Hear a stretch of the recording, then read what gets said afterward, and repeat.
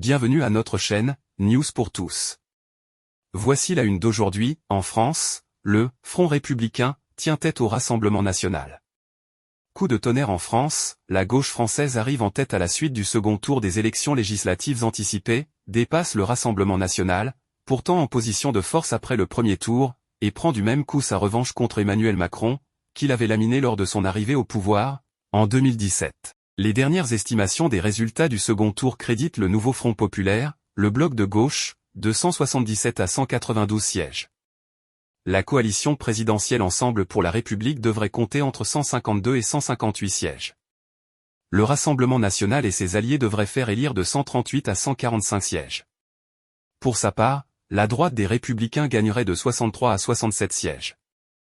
Il s'agit de tout un revirement de situation puisque le Rassemblement national avait remporté 33% des suffrages lors du premier tour des élections législatives. La coalition présidentielle n'avait alors obtenu que 20% des voix, ce qui laissait croire qu'elle allait subir une défaite cuisante au second tour.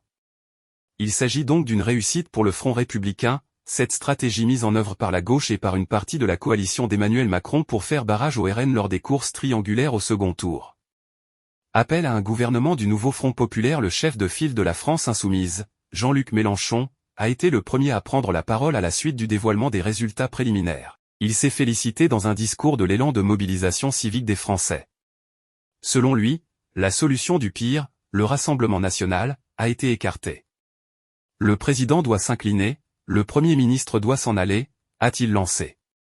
Le président a le devoir d'appeler le nouveau Front populaire à gouverner. Démission du Premier ministre sortant Gabriel Attal. Devant ces résultats, le Premier ministre sortant, Gabriel Attal, compte présenter sa démission lundi matin au président Emmanuel Macron, mais il compte assumer ses fonctions aussi longtemps que le devoir l'exigera, alors que la France accueillera les Jeux Olympiques dans quelques jours. Cette dissolution de l'Assemblée nationale, je ne l'ai pas choisie, mais j'ai décidé de ne pas la subir, a-t-il indiqué. Pour lui, une nouvelle ère politique commence en France. Le centre de gravité du pouvoir sera entre les mains du Parlement. Notre responsabilité est immense. Une citation de Gabriel Attal, Premier ministre démissionnaire. Le Premier ministre sortant a aussi rappelé que la coalition centriste est encore bel et bien en vie. Nous sommes debout, avec 3 fois plus de députés que certaines estimations lors du début de la campagne électorale. Une alliance de la honte et du déshonneur, selon le RN, déshonneur et honte, ce sont les mots utilisés respectivement par Jordan Bardella, président du Rassemblement national, et par Éric Ciotti, transfuge des Républicains au RN, pour décrire l'alliance entre le gauche et la coalition présidentielle afin de leur faire barrage. Jordan Bardella a dénoncé dans son discours cette alliance du déshonneur qui prive, selon lui, les Français d'une politique de redressement. Ces accords entre le nouveau Front populaire et la coalition d'Emmanuel Macron jettent la France dans les bras de l'extrême gauche de Jean-Luc Mélenchon. Une citation de Jordan Bardella, président du Rassemblement national. Pour sa part, Marine Le Pen, élue députée au premier tour des élections législatives anticipées à Hénin-Beaumont, dans le nord de la France, a dit estimer dimanche soir que la progression du Rassemblement national au second tour augure d'une victoire pour l'avenir. La marée monte. Elle n'est pas montée assez haut cette fois-ci, mais elle continue à monter et, par conséquent, notre victoire, en réalité, n'est que différée, a-t-elle déclaré sur TF1.